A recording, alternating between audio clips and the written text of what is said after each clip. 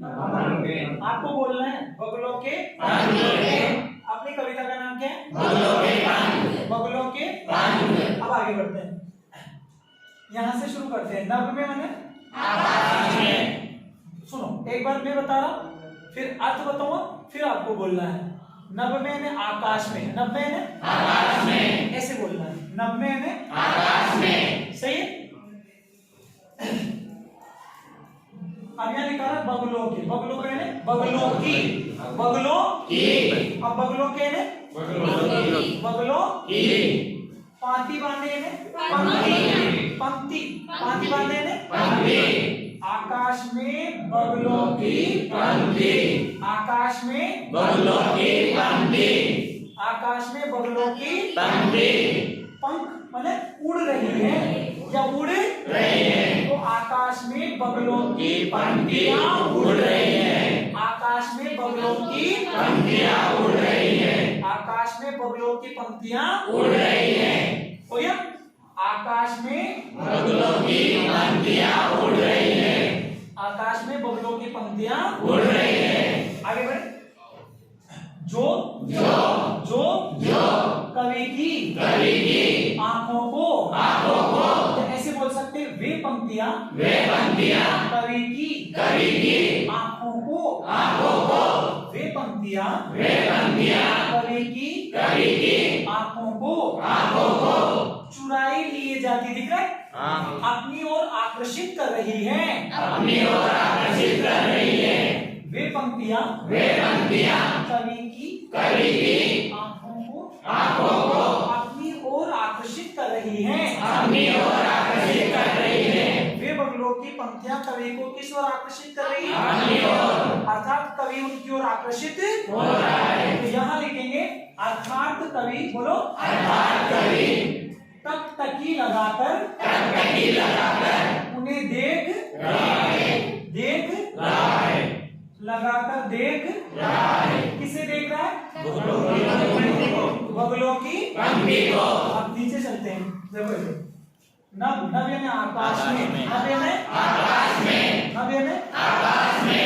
कजरारे यानी काले, कजरारे यानी काले, आकाश में कजरारे यानी काले, आकाश में काले। अर्थ निकल गया ना?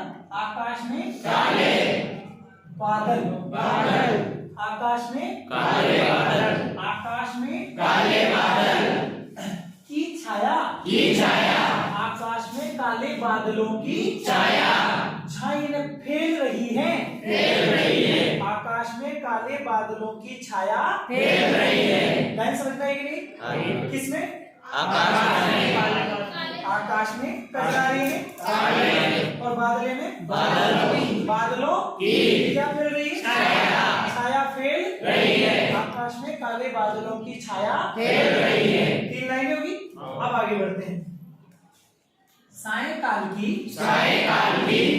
सतेजन प्रकाशवान, सतेजन प्रकाशवान, सायंकाल की प्रकाशवान, सायंकाल की प्रकाशवान, श्वेत शरीर के समान। तो हम बोलेंगे उनमें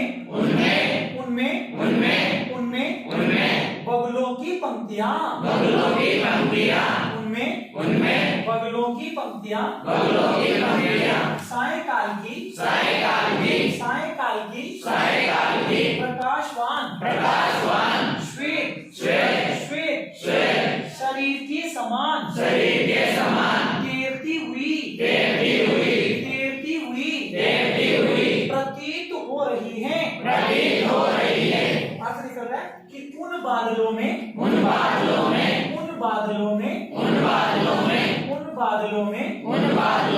बगलों की पंक्तियां सायंकाल की प्रकाशवान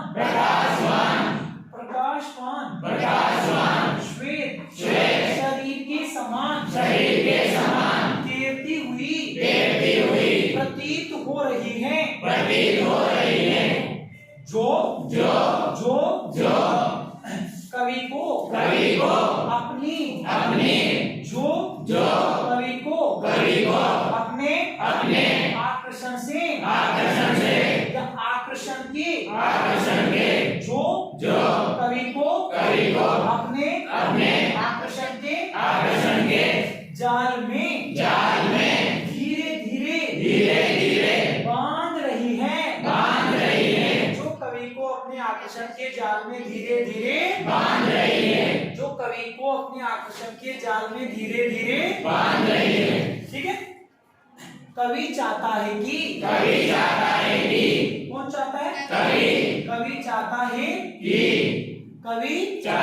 कि कोई उस बगुलों की पंक्ति को थोड़ी देर रोक कर रखे। कवि चाहता है कि कोई उस बगुलों की पंक्ति को थोड़ी देर रोक कर रखे ताकि कवि उस सुंदर दृश्य को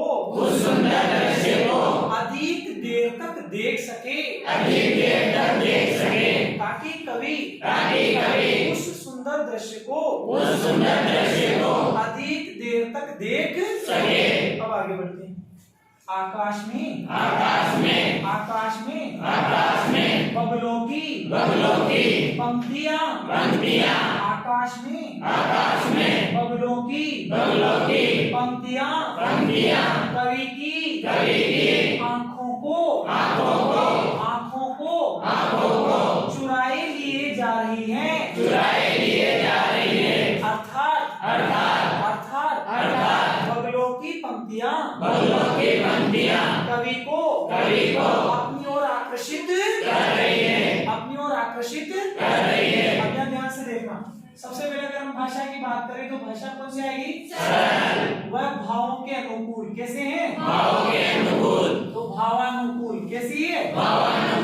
सरल व और शैली देखें तो शैली कौन सी जाएगी? चित्रात्मक। कौन सी जाएगी? शैली कौन सी जाएगी? और भाषा कौन सी जाएगी? और शैली